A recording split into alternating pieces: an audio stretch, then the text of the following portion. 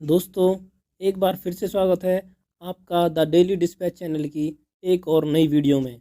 आज की इस वीडियो में दो काफ़ी बड़ी खबरों के ऊपर हम बात करने वाले हैं, जिसमें हमारी पहली खबर यूनाइटेड नेशन को लेकर है, जिसके खिलाफ भारत भड़क चुका है, क्योंकि एक बार फिर से यूनाइटेड नेशन ने दोहरा रवैया अपनाया है, जिसका भारत ने पुरजोर विरोध किया है।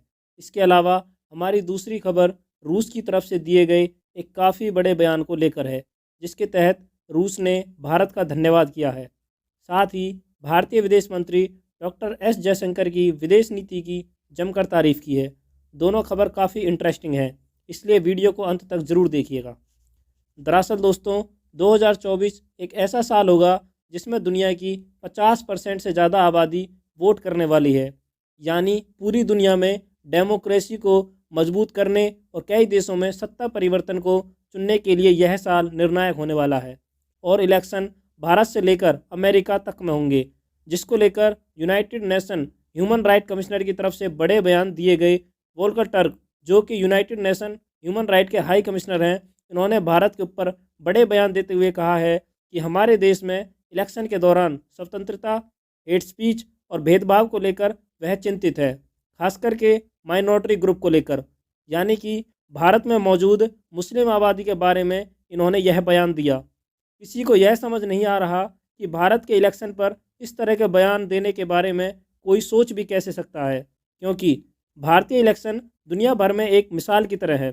हमारे इलेक्शन पर इस तरह के विवादित टिप्पणी करने के बाद यूनाइटेड नेशन में भारत के permanent representative Arindam Bagchi sir ने इन्हें जवाब दिया और खुलकर कहा कि भारत में होने वाले इलेक्शन दुनिया में एक उदाहरण की तरह है और लोकतांत्रिक देश हमारे इलेक्शन से सीखने की कोशिश करता है।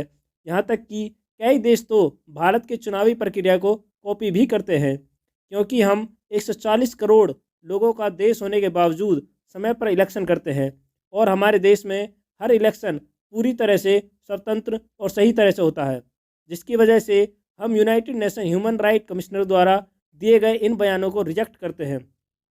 भारत ने यह तक कहा कि उनकी तरफ से आए बयान पूरी तरह से बेफजूल, निराधार और बेकार है, क्योंकि इनका हकीकत से कोई लेना देना नहीं है। भारत के इस तरह का प्रोपगेंडा हर इलेक्शन से पहले होता आया है और हम देख सकते हैं कि कैसे ग्लोबल लेवल पर एक लॉबी है जो भारत के माइनॉरिटी और हमारे देश में डेमोक्रेसी को टारगेट करते हुए प्रोपगेंडा शुरू कर देती है। खास करके यह सब तब बढ़ता है जब देश में कोई प्रोटेस्ट या फिर इलेक्शन आने वाला हो।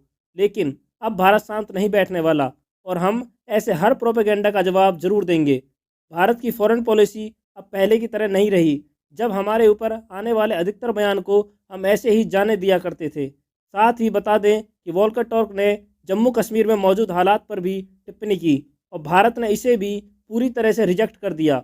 हालांकि भारत, रूस और ईरान पर तो इन्होंने कड़े बयान दिए, लेकिन जब बात अमेरिका की आई तो वोल्कर टर्क ने अपने बोल नरम कर दिए, जो कि इनकी हिपोक्रिट्स तौर पर दर्शाता है। इनके द्वारा दिए गए इस बयान पर अपनी राय कमेंट बॉक्स में लिखकर बताइएगा। फिलहाल बढ़ते हैं हमारी दूसरी खबर की तरफ। यह अपडेट रूस के विदेश मंत्री सर्जे लेवरोव की तरफ से आए कुछ बड़े स्टेटमेंट को लेकर है, जिसमें उन्होंने एक इंटरव्यू के दौरान कहा कि डॉक्टर एस जयशंकर जब यूनाइटेड नेशन में स्पीच दे रहे थे, तब उनसे सवाल किया गया कि आखिर भारत रूस से क्रूड ऑयल क्यों खरीद रहा है।